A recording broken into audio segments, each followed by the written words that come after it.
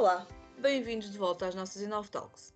Quarta-feira é sinónimo de novo episódio e hoje, depois dos nossos primeiros ilustres convidados, Manuel Pinto e Patrícia Correia, tenho comigo uma convidada também ela muito especial e que já foi muito bem recebida pela audiência na nossa primeira temporada disponível no YouTube. Hoje regressa para nos contar um pouco sobre o seu percurso e sobre a própria evolução das suas áreas de expertise. Tenho comigo a nossa querida Carla Costa, diretora ibérica da Dietes, e uma cara bem conhecida do nosso setor. Olá, Carla, bem-vinda. Obrigada por teres aceito o nosso convite para te voltares a juntar a nós nesta nossa mesa de amigos. Hoje eu gostava que nos falasses um bocadinho daquilo que é a tua experiência comercial hoteleira. Isto porquê? Tu tens sensivelmente 15 anos de direção hoteleira, de hoteleira mais comercial, não é? Portanto, passaste pela Choice Hotels, pela Otusa, muito ligada à gestão de preços, contratação, mas eu queria perceber como é que foi seres diretora de hotel. Agora estás um bocadinho de lado de fora, não é? Tal como eu, mas tu tens no teu ADN a hotelaria e, portanto, queríamos começar por conhecer esse teu lado.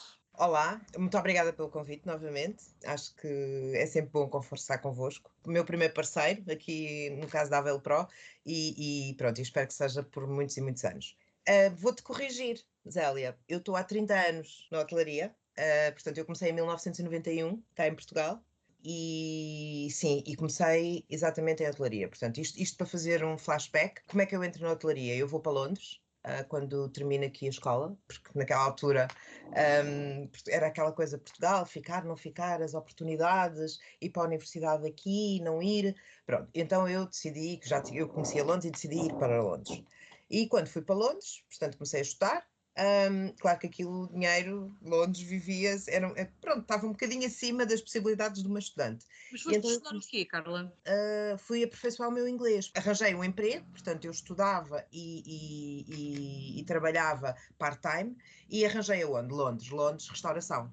E lembro-me perfeitamente, foi muito engraçado, porque apesar de nós aprendermos inglês, eu achar que o meu inglês era fantástico e maravilhoso, quando lá cheguei percebi que afinal não era nada fantástico e maravilhoso. Portanto, foi uma experiência gira, e comecei a trabalhar então em restaurantes. Depois, o que é que acontece? Fui fazer um curso profissional de chefe de mesa, de chefe de sala, e trabalhei, os últimos 3 anos que estive em Londres, eu trabalhei como chefe de sala num restaurante na City, portanto era uma coisa já, um restaurante muito, muito bem conceituado, muito caro, por sinal também, e ao fim de 3 anos eu decidi que me vinha embora, até por razões pessoais, porque eu entretanto tive uma criança e eu não queria que a minha filha fosse criada em Londres. Então voltei para Portugal. E quando voltei para Portugal, achei que Portugal estava diferente, não é? Que realmente as pessoas tinham, foi na altura do Cavaco, e que havia oportunidade para os jovens e que, pronto, e a família, e nós somos muito família, não é? Nós os portugueses, muito família, de regresso a casa, e pronto, e os meus amigos, e era aqui que eu estava bem. E nessa altura, foi a altura em que ia abrir o Holiday Inn Crowne Plaza, que hoje é o Radisson. E um amigo meu disse-me: "Ó Carla, porquê é que tu não vais concorrer e tal?" E eu fui, entrevista, não sei o quê. E então pronto, depois de muitas peripécias, porque eu ganhava um ordenado muito bom em Londres, e claro que aqui eu que tive que começar quase do zero, não é? Quando ele me disse o ordenado, eu ia desmaiando. Mas eu comecei então como chefe de sala do Holiday Inn Crowne Plaza, portanto, em 1991. Também não fiquei muito tempo, fiquei 8 meses. Ao fim de 8 meses eu disse: não, isto não é para mim. Porque havia, naquela altura, havia aquele preconceito, mulheres, jovens ainda por cima, a servir as chefes, grande coisa era uma mulher, jovem e chefe. Portanto, a equipa era tudo sexo, maioritariamente sexo masculino e já pessoas mais velhas. Portanto, e aquilo foi um bocadinho complicado em perceberem que tinham que fazer aquilo que eu dizia e tal. Pronto, eu ainda fiquei de 8 meses, ao fim de 8 meses, eu disse: isto não é para mim, eu não quero isto. Só que os próprios, o dono do hotel disse-me: Carla, se tu vais para Londres outra vez, eu quero que tu trabalhes connosco nos nossos hotéis em Londres. Se não, se ficas cá, eu quero que tu venhas cá falar com o novo diretor-geral. E então é quando eu vou lá falar com o diretor-geral, Rob Veltman, creio que a grande maioria das pessoas também o conhece, e tive uma entrevista com ele, porque ele ia abrir o departamento de vendas, portanto, o departamento comercial, no hotel. E eu fui honesta, eu disse: olha, eu nunca vendi nada, não percebo nada de vendas, portanto, a minha experiência comercial começa aí. Não percebo nada disto, não sei, portanto tive que ser honesta, não é? Aliás, faz parte da minha vida a honestidade. E ele disse-me: não faz mal, não te preocupes. Aquilo foi um processo de entrevistas, não é? E então lá eu entrei para o Holiday Crown Plaza uma segunda vez, como como é que aquilo se chamava? Promotora de vendas. Promotora de vendas, pronto. Eu e mais uma outra colega, que ainda hoje também está no turismo, portanto começámos nós as duas, depois tínhamos uma chefe que tinha vindo do Sheraton, e foi assim que começou. Portanto, eu aprendi. Assim, eu hoje eu posso dizer, e digo isto abertamente, o Rob Veltman foi o meu mentor nas vendas e marketing. Ele realmente tem uma mente brilhante. Ele é uma pessoa que partilha conhecimento, que é muito importante. Eu acho que isso é importante, partilhar o conhecimento. E se eu hoje sou o que sou, claro que é o meu esforço também, não é? E a minha vontade de crescer, mas eu devo às bases que apanhei com ele. Portanto, a minha faculdade de hotelaria, na parte comercial, foi muito tirada com ele. Portanto, foi ele que me passou todos estes conhecimentos, ou pelo menos o gosto puro, ok? Eu acho que isto é importante. Antes de começarmos com esse lado comercial, vou então agora confidenciar-te que a provocação foi de propósito. Porque tu, no teu perfil social, falas apenas destes 15 anos iniciais, não falas do que está para trás, e eu acho que era extremamente importante as pessoas saberem de onde tu vens e que não entraste por acaso para um cargo de direção em vendas sem antes teres feito o teu percurso e teres sido esse teu mentor. Eu, por acaso, fiquei um pouco admirada, que eu pensei assim, mas a Zélia não sabe que eu estou há 30 anos em hotelaria, mas pronto, pensei assim, ok. Ficaste preocupada. Não, foi propositado, porque muito mais do que falarmos de hotelaria, daquilo que eu tenciono com estas talks, não é? De passar experiências e motivação aos nossos colegas, também é dar a conhecer as pessoas, porque às vezes criamos imagens das pessoas que não são totalmente reais, e isto tem-me acontecido, principalmente desde que estou com este projeto, de conhecer mais as pessoas e que quanto mais nós conhecemos as pessoas, mais as achamos interessantes. E eu acho que era um desperdício as pessoas não saberem esse teu início, que eu acho que efetivamente foi marcante nesse teu percurso profissional. Desculpa. Não faz mal, sem dúvida, foi mesmo marcante e fez de mim o que sou hoje, não é? A vontade. Eu acho que Londres foi uma experiência muito boa e que me ajudou a perceber que, epá, sem trabalho não se vai a lado nenhum. Portanto, eu em Londres percebi, porque em Londres trabalhava-se e trabalhava-se a sério, era-se recompensado sim, mas a forma como estamos a falar muitos anos atrás também, ok? Não estou a falar do Londres de hoje, estou a falar do Londres de há 35 anos atrás, não é? 37, eu vivi 7 anos em Londres. Portanto, isso ajudou-me imenso a perceber a parte profissional, não é? Onde é que acaba a minha liberdade e começa a liberdade do outro. Profissional, não é? Que é uma coisa que hoje em dia falta um bocadinho as pessoas perceberem o que é o sermos profissionais, não é? O nosso eu profissional do nosso eu pessoal. Exatamente, é verdade. Isso ensinou-me, não é? Ensinou-me. E hoje nota-se nas camadas mais jovens que está ali, é um bocadinho misturado, eles não percebem muito bem, portanto, até mesmo entre equipas, portanto, as pessoas acabam por, não sei, mas eu acho que é a evolução dos tempos e cada vez mais há esta tendência, não é? De qualquer das maneiras, depois, a seguir, o que é que aconteceu? Eu tive no Crown Plaza como comercial, cheguei a chefe de vendas, portanto, eu tive 3 etapas, desde promotora de vendas, depois passei a executive e depois passei a chefe de vendas. Portanto, foi uma experiência giríssima, comecei a gerir gente porque o departamento cresceu, entretanto a chefe de vendas foi-se embora, comecei a gerir, integramos mais algumas pessoas na equipa, foi muito giro, gostei muito, aprendi muito e tive ali, depois saí dali com um convite para a Choice Hotels. A Choice ia abrir em Portugal e foi quando eu passo para a Choice Hotels e vou já como diretora de vendas e marketing. Um projeto completamente, tu sabes o que é isto, não é? Portanto, tu trabalhas num hotel em que tu recebes clientes, em que tu vendes aquele produto que tu conheces como a palma das tuas mãos, aquilo é a tua casa. E de repente tu passas para um grupo que tens hotéis espalhados por Portugal, não é? que tens que seguir as regras. Pronto, eu tinha entrado no Holiday Inn, portanto, em termos de regras de cadeia, eu tinha muita consciência disso. Agora, em termos da empresa em Portugal, nós tínhamos hotéis completamente diferentes uns dos outros, 2 estrelas, 3 estrelas, 5, 4 estrelas, e depois aquilo nós costumávamos dizer ao administrador que se houvesse um hotel com curvas, que fosse para chegar lá tivesse que ter curvas, a Choice estava lá, não é? Mas foi das experiências mais giras que eu tive até hoje. Nós éramos uma equipa muito jovem, com muita vontade de trabalhar. Apesar de sermos uma empresa que a administração era do grupo Tota e o grupo Império, da Companhia de Seguros, portanto, já assim aqueles senhores administradores, senhores engenheiros, senhores doutores, todo o resto da equipa era jovem, e o administrador em funções era uma pessoa muito aberta em termos de ouvir as nossas opiniões e de nos deixar criar. Foi muito, muito giro. Gostei muito do projeto. Foi uma pena quando o Santander comprou o Tota e decidiu não ficar com a hotelaria e venderam, não é? Mas pronto, isso também faz parte, acho, do crescimento de todos nós, não é? As alterações, as mudanças, as vendas. Depois, em termos fui para onde? Depois fui para o Tusa. Portanto, o Luís Cruz convidou-me para ir trabalhar com ele no Otusa, onde eu tive também. Eu normalmente estou 7 anos em cada empresa e depois ao fim tive 5 anos no Crown Plaza, depois tive 7 anos na Choice, depois 7 anos na Otusa. Eu aqui já vou fazer 8. Bom. Não vamos entrar por aí.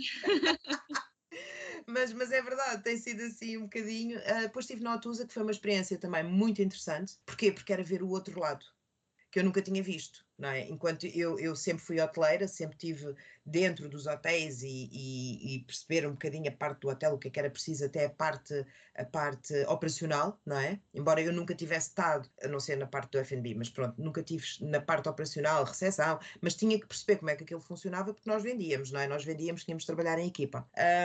Depois com a Tusa foi diferente, não é? Estás para o Eu lado de costumava fora. dizer, eu agora estou do lado não é? Dos maus.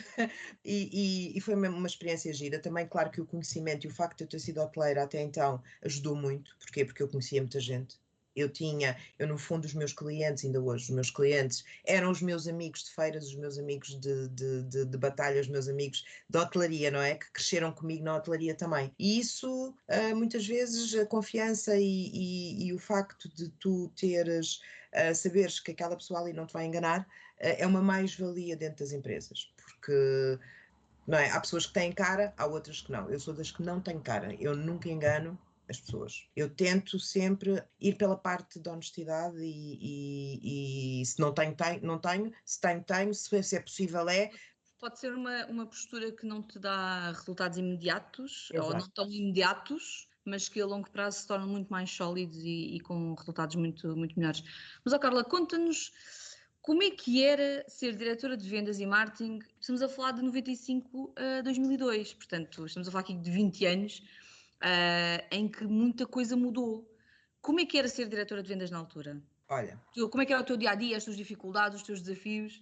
era tudo feito à mão. Na parte do Crown Plaza não havia computadores, não é? Portanto, aquilo era máquina de escrever. Nós fazíamos tudo com máquina de escrever. Eu lembro-me perfeitamente que a secretária do diretor, do Rob Veltman, era a única que tinha uma máquina de escrever elétrica. Então nós passávamos a vida, ficávamos lá até o fim do dia para lhe pedir se podíamos usar a máquina dela. Porquê? Porque a outra era um bocadinho tipo, sabes, uma letrinha de cada vez. É pena os nossos ouvintes não te estarem a ver para perceber que tu estás a Tô, dactilografar letra a letra. exatamente. Aquilo era horrível, horrível. E principalmente para pessoas, porque os comerciais não gostam de escrever muito, gostam de falar. Então aquilo para mim era.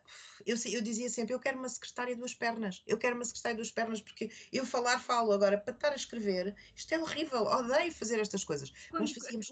o cérebro pensa mais rápido do que a mão escreve, É verdade, é verdade. E então aquilo era muito engraçado. Depois, na altura, quando fui para a Choice, já havia computadores, ainda aqueles computadores MS-DOS, acho eu, não é? Pronto, mas de qualquer das maneiras era o fax, fazíamos tudo, mandávamos cartas ainda, era processos, nós tínhamos dossiês e dossiês e dossiês e dossiês, cada cliente tinha um file. A comunicação com os hotéis tinha que ser toda também feita de uma forma muito.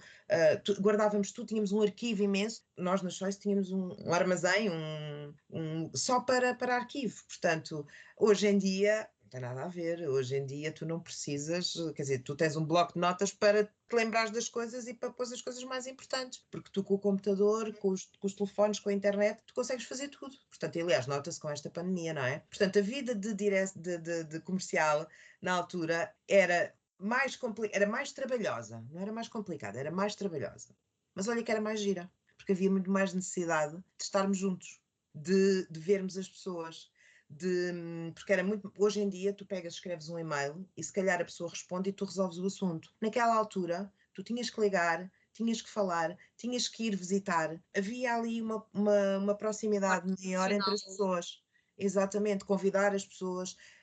Não quer dizer que a gente não o faça hoje, mas já não o faz por uma questão de necessidade de negócio, percebes? Sim, hoje em dia tu resolves a parte empresarial por e-mail ou por telefone e depois vais almoçar ou beber um café porque Para convém criar as relações relacionamentos, comerciais, não tu é? não conheces a pessoa para conhecer a pessoa, se tu conheces a pessoa, de vez em quando, tu encontras-te e já não nos vemos há muito tempo, embora lá, não é? Mas é verdade, naquela altura não, naquela altura era obrigatório as visitas, tu conheceres, os face-to-faces. Eu lembro que umas pastas que aquilo tínhamos que preencher tudo à mão sobre os clientes, a sério, aquilo era. Aliás, nós tínhamos sempre um estagiário. Para fazer Havia trabalho. sempre um coitado de um estagiário, não é? Que era para quê? Para fazer as fotocópias, para fazer o arquivo, para fazer aquelas coisas que mais ninguém Por gostava de falar fazer. nisso, quando eu estagiei em 2005, isto parece que é uma eternidade, no antigo Vila Rica, em Lisboa, eu recordo-me de chegarmos a agosto e era 10% de ocupação, quer dizer, não se passava nada em agosto, aquilo era um hotel corporate e, portanto, agosto. E a direção estava toda muito preocupada, como é óbvio, não é, com as taxas de ocupação, e eu recordo-me de sair uma campanha comercial, uma oferta qualquer, e a diretora me colocar sentada em frente ao fax a enviar faxes para as agências todas. E tive tipo um dia inteiro só a mandar faxes. Portanto, eu comprovo que é verdade que os estagiários eram. Não, os estagiários naquela altura eram, coitados, eles faziam tudo aquilo por acaso, mas isso mudou, eu acho que pelo menos comigo mudou. Todas as outras, a partir do Crown Plaza, todos os outros empregos que eu tive, sempre tive estagiários, mas sempre tentei que os estagiários fizessem parte da equipa, como se fossem funcionários da empresa e terem um papel dentro da equipa. Portanto, não era alguém dizer, vai lá fazer isto, vai fazer. Não, não, não, não. Tem aquela função. Se é para marketing, se é um estagiário de marketing, está aqui, é para fazer coisas de marketing e responde e trabalha comigo como se fosse Claro. parte Obviamente, vou integrante. defender aqui um bocadinho a direção da altura. Eu também fiz parte da equipa e cheguei a fazer porta a porta para o Boa. mercado corporate, mas pronto, efetivamente chegou agosto e agosto não havia trabalho para ninguém, Não. portanto foi Mas agosto normalmente era aquele mês da É, limpeza. Nós fazíamos a limpeza aos arquivos, a pois. limpeza aos clientes, assim, olha, isto já não, isto é para arquivar, isto não é, isto é para ficar. Mas por acaso é verdade, agosto naquela Como é que altura. tu, sem tecnologia, e nós vamos tentar aqui puxar um bocadinho a tecnologia, porque quando lá chegarmos também nos vais falar do teu percurso tecnológico, como é que tu definias os teus preços? Como é que tu gerias a tua disponibilidade? Porque se não há computadores, eu penso, bom, um hotel com 100 ou 200 ou 300 quartos, ou 50 que sejam, com 365 dias por ano, com várias tipologias, com vários mercados, como é que tu definias uma estratégia comercial? No Crown Plaza, portanto, nós estamos a falar da parte dos computadores no Crown Plaza, não é? Que não havia, nessa altura não havia computadores. O que é que havia? Havia um PMS. Portanto, nós tínhamos um PMS e era com base nos dados que o PMS nos dava, nós estávamos ligados ao Holidex, que era o programa da Holiday Inn, e era com base nesses dados que nós fazíamos a nossa estratégia. Agora, por exemplo, estratégia de preço, como é que tu fazias? Ok, tu para já tinhas a tua segmentação, não é? Quais eram os segmentos de mercado com que tu ias trabalhar. Depois, para além disso, concorrência. Como é que nós víamos a concorrência? Ligávamos Aquilo para lá. era Exatamente, portanto, aquilo era ligar para todos os hotéis, portanto, tínhamos ali a nossa listinha de concorrentes, ligar, saber qual era o preço médio e a taxa de ocupação com que fecharam. Mas tu conseguiste ter essa informação de uma forma oficial? Não, não, era sempre aquele amigo, aquele chefe, por exemplo, nós dizíamos, imagina, havia gente na parte comercial que até nos dávamos bem e dávamos os Havia dados participação. corretos. Aliás, a direção é que decidia se aquilo era dado com IVA ou sem IVA, com pequeno almoço ou sem pequeno almoço. Portanto, aquele preço médio, e nós sabíamos por nós, que os outros também o faziam, não é? Portanto, quando nós olhávamos, tínhamos que fazer sempre ali um desconto dos dados que nos davam. Mas pronto, mas aquilo era feito rigorosamente e assim, atenção, ligávamos para os hotéis todos no mesmo número de estrelas, depois para os das estrelas abaixo e todos aqueles que estavam no mesmo raio de ação. Havia chefes de recepção que tinham contactos privilegiados com os hotéis, portanto nós pedíamos sempre para fazer. Se não, era mesmo comercial com comercial, porquê? Porque os outros comerciais também faziam isso. Mas aquilo era ligar para os hotéis todos e depois não havia cá esta coisa, vou ver à Booking se eles estão a dizer a verdade, não é? Não havia nada disto. Ainda me lembro da Booking, a Booking quando apareceu, aquilo, nós pensamos, Booking, ok, 10% de comissão, também. Mais coisa, menos coisa, não é? E olha a Booking hoje, portanto, é uma evolução. E depois, como é que nós fazíamos em termos de estratégia de preços? Portanto, aquilo era tudo muito bem definido. Nós tínhamos, assim, naquela altura, Zélia, e tu deves saber isso, os tour operadores eram os donos e senhoras dos hotéis. Nós tremíamos, e eu lembro-me de ser jovem, não é? Epá, e eu, cada vez que era um tour operador, estava chateado, aquilo era ramos de rosas, era caixas de chocolates, era o que fosse. Portanto, nós namorávamos literalmente com os tour operadores. Portanto, os hoteleiros naquela altura estavam dependentes da tour operação completa. Está aí a explicação para a taxa de divórcios dos diretores de hotel. Acho que os respectivos não achavam muita piada a esse namoro.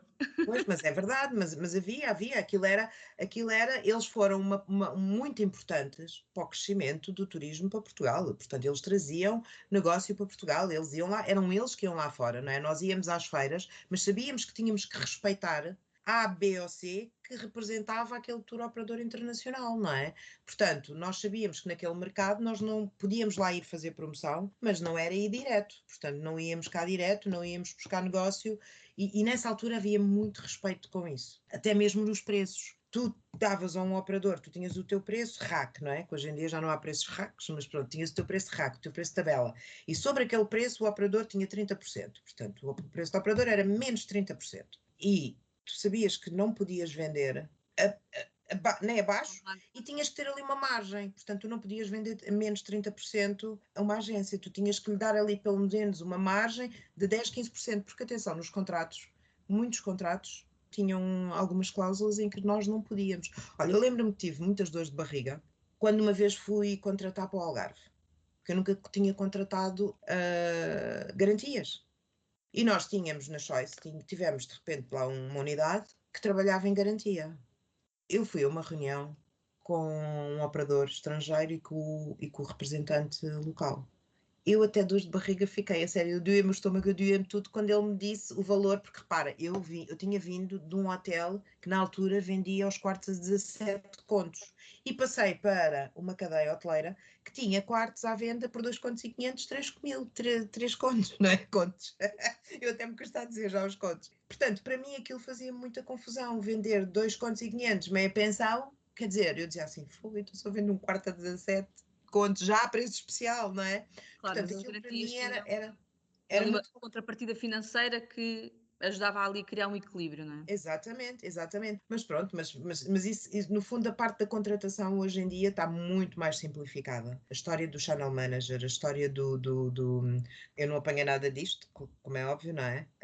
Já apanhei o online em algumas coisas, mas não apanhei nada destas ferramentas. Eu ainda no outro dia estava a falar com um cliente por causa do CRM e eu estava a dizer, eu se fosse hoteleira estava vendido, porque quem me dera ter isto. Nós para fazermos nós fazíamos muitas campanhas de marketing, muitas mesmo, e nós para fazermos campanhas de marketing, aquilo era preciso, quer dizer, para já era mandar cartas. Imagina o que é, tu tens não sei quantos clientes e tu tens que mandar cartas com um folheto e com um brinde qualquer ou com qualquer coisa, depende da campanha de marketing, tudo por carta. Portanto, as pessoas Isso é o recebiam. marketing pré-tecnologia e que se calhar muitos da camada mais jovem nem sequer consegue imaginar que existiu um marketing diferente daquele que nós hoje em dia conhecemos, não é? Porque hoje em dia falamos de marketing e pensam-se em campanhas de Facebook, de LinkedIn, de Instagram e por aí fora, mas o marketing não era isso. Não, de todo. Eu lembro que uma vez fizemos uma campanha que era venha, reserve agora, sei lá, qualquer coisa do género, já foi há muito tempo. Reserve agora e mandávamos um chinelo, aquilo era na altura de verão. Olha, olha esta também foi a gira que fizemos. Eu fui falar com um laboratório de produtos de cosmética, com vários laboratórios, e pedi amostras de tratamento para a pele de solar, porque íamos chegar ao verão, não é? E verão era sempre mais baixo em Lisboa. E então nós fizemos uma campanha para todos os nossos clientes em que nós oferecíamos uma parte do produto dentro, portanto aquilo ia no envelopezinho, ia tudo bonitinho, faça a reserva, apresenta esta carta e venha buscar o resto. Portanto, o kit, não é? Aquilo era um kitzinho. Mas tu estavas a começar a falar do chinelo, tu enviaste um chinelo. Enviámos um chinelo. Então o que é que foi? Imagina uma havaiana, não é? Na altura não era, era um chinelo daqueles de hotel, todo giro. Então enviámos um chinelo e dissemos, reserve durante este período e venha buscar o outro. Isso é fantástico. Não, mas fazia-se coisa. Mas olha, isto é a Rob Veltman, atenção. Isto é a Rob Veltman. Mas agora, imagina o trabalho, não é? Era uma equipa inteira. Também, não é? Era uma equipa inteira a trabalhar fora de horas, a fazer os envelopes, a pôr as coisas nos envelopes, a imprimir. Portanto, mas estás a ver, daí as pessoas serem, se calhar, este tipo de trabalho fazia com que as pessoas fossem mais unidas, mais o espírito de equipa funcionasse de uma forma mais um bocadinho diferente, não é? Eu por acaso tenho algumas saudades, isto já penso saudosista, tenho algumas saudades porque realmente fazia-se coisas muito giras.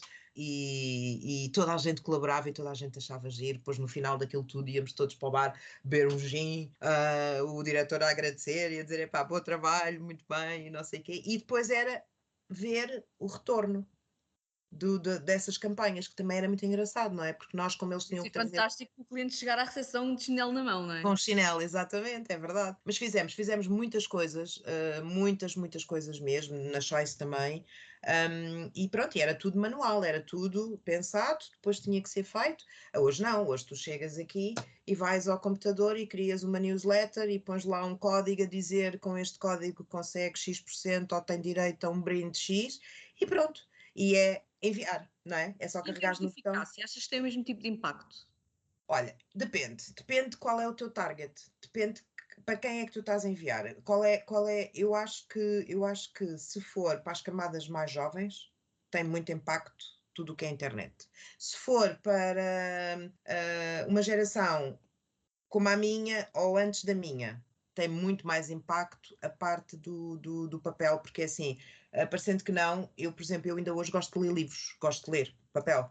Mas se calhar se perguntares à minha filha ou à geração a seguir à dela, eles preferem pegar num iPad e ler, percebes? Não sei se esta comparação...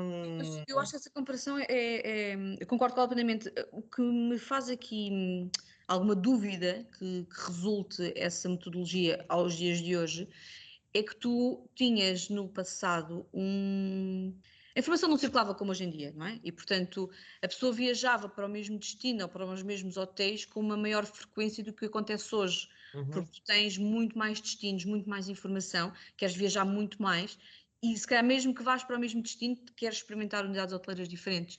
E, portanto, o investimento, o custo que tem fazer uma campanha dessa natureza, em termos de retorno, não terá o mesmo tipo de retorno que tinha Não, de todo. De todo. Porquê? Porque o cliente hoje em dia é um cliente que tem os olhos mais abertos, é o cliente que procura. Antigamente, pronto, e lá vamos nós outra vez, comparando os dois, é assim, antigamente tu tinhas, por exemplo, o mercado que eu trabalhei muito que foi o mercado corporate.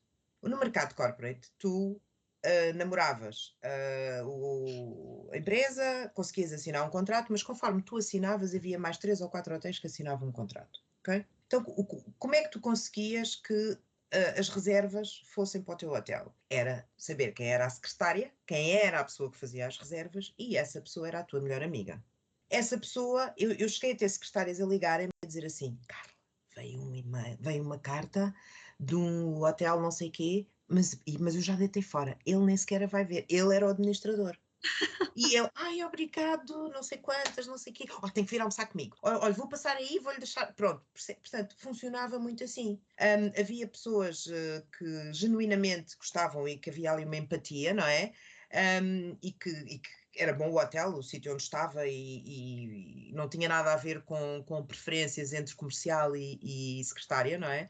Mas havia outras que nitidamente éramos nós a cativá-los. Hoje em dia, já não. Hoje em dia, tu vês, a grande maioria das empresas já trabalha com um sistema informático onde tem posto os contratos todos, os hotéis, e diz assim: vocês podem ficar em 3 estrelas nestes hotéis, em 4 estrelas nestes, em 5 estrelas nestes, agora escolham. E já é a pessoa que vai ali à plataforma e que reserva.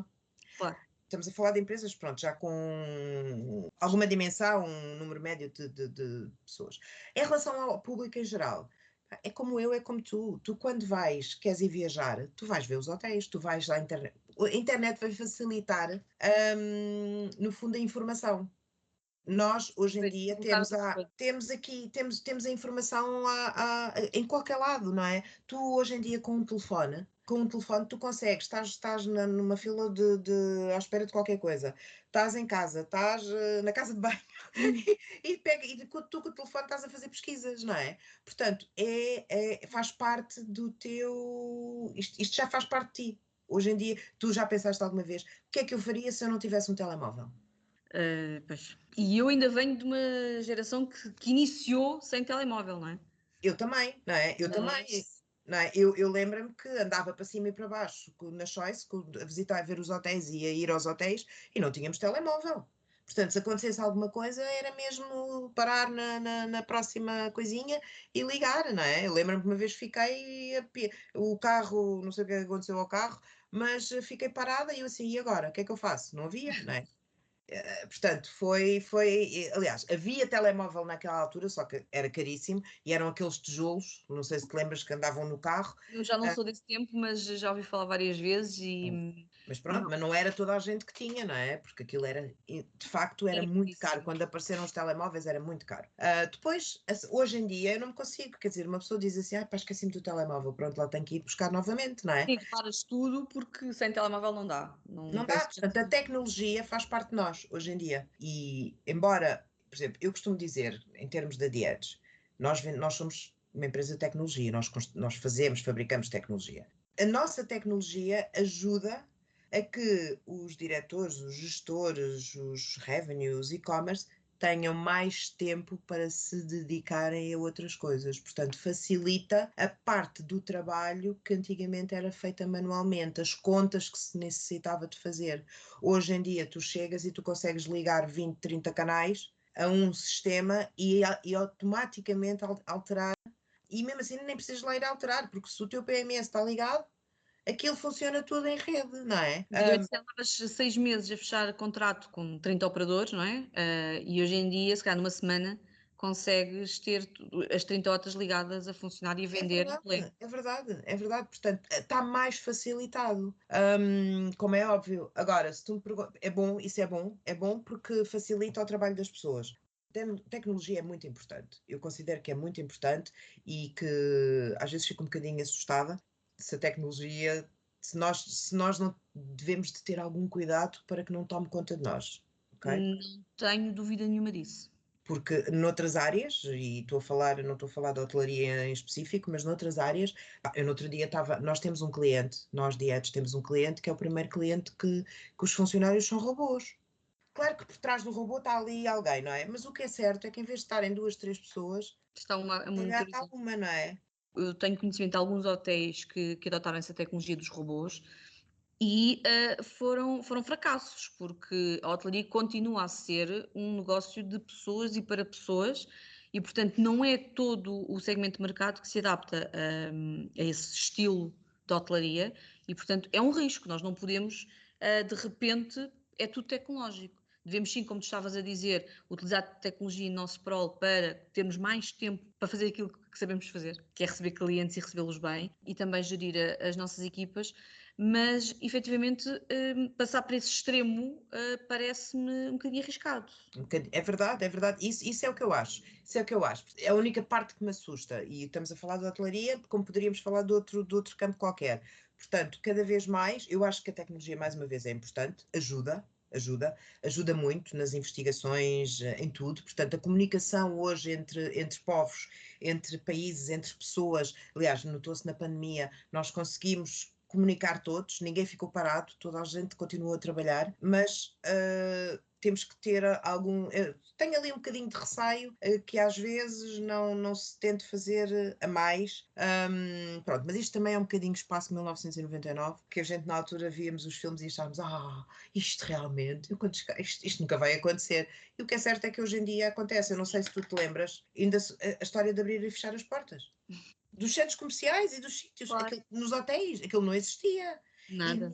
E nesta série, que se calhar tu és muito nova, mas era uma série que dava na televisão que se chamava Espaço 1999, em que nós ficávamos a olhar para aquilo, porque eles entravam lá na nave, lá no coisa, e aquilo abria e fechava as portas, não é?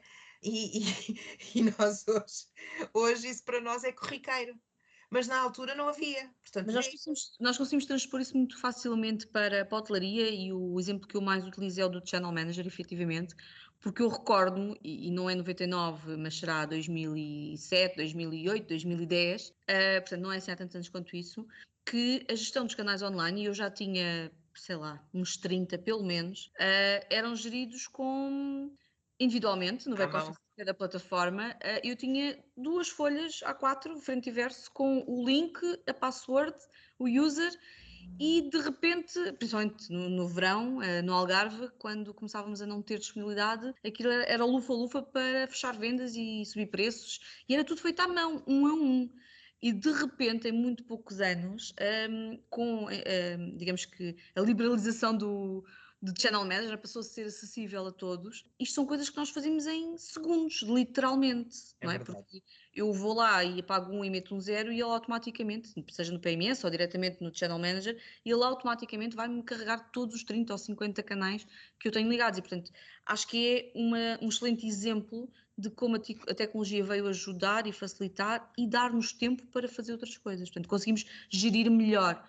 Para além, obviamente, de que também temos acesso à informação de uma forma muito mais rápida. Definir preços, definir segmentos de mercado, tomar decisões de marketing são muito mais rápidas, não é? Isso é verdade. Mas, sem dúvida nenhuma, eu acho que isso veio ajudar. A tecnologia ajuda. A tecnologia é. Nós hoje em dia, sem tecnologia, não conseguíamos viver. No mundo de hoje, não conseguíamos viver, porque já ficávamos completamente perdidos. E veio-nos ajudar a ter tempo. Aos hoteleiros, principalmente, não é? A ter tempo para se poderem dedicar aos clientes, para poderem receber os clientes, para poderem fazer outras coisas, para poderem pensar em estratégias, o que é que vamos fazer a seguir, porque depois é só pôr em prática, e pôr em prática eles conseguem fazer em 3 tempos, 3 passos. Antigamente não, demoravas uma semana a montar uma campanha, não é? Sim, ou um dia inteiro para mudar uma rack, não um preço. Exatamente. Mas isto são tudo coisas boas para os nossos diretores de hotel, mas nem tudo é bom quando falamos de tecnologia, não é? Porque há o reverso da moeda e temos, por exemplo, a questão da reputação social. De repente, estás nos olhos do mundo. Segundos, todo o mundo, e quando eu digo todo o mundo, é o mundo inteiro, sabe que alguém fez uma review negativa ou positiva na nossa unidade hoteleira, e isto tem forte impacto na gestão e na tesouraria dos nossos hotéis. Portanto, como é que era antigamente a avaliação da satisfação do cliente? Deixando então esta questão no ar para o próximo episódio, hoje ficamos por aqui e deixamos-lhe desde já o convite para se juntar a nós na próxima quarta-feira para continuarmos a conversa com a Carla. Até lá, pode acompanhar-nos em @inovetalks no Instagram. Até para a semana.